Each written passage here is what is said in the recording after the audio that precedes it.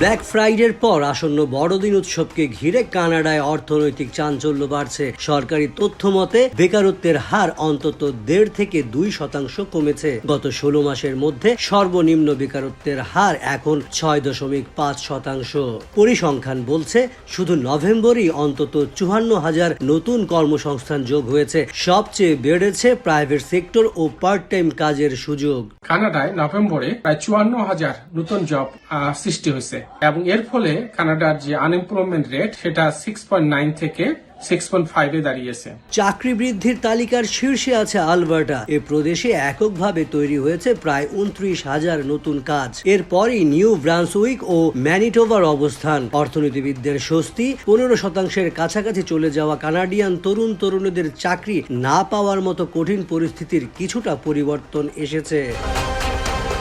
September থেকে November এ 3 মাসে মোট 1,81,000 চাকরি যোগ হয়েছে কানাডায়। এর আগে জানুয়ারি থেকে আগস্ট পর্যন্ত শ্রমবাজার ছিল কিছুটা স্থবির। বিশেষ করে যুক্তরাষ্ট্রের সঙ্গে বাণিজ্য শুল্ক যুদ্ধ ও অনিশ্চয়তার কারণে নিয়োগ কমে গিয়েছিল।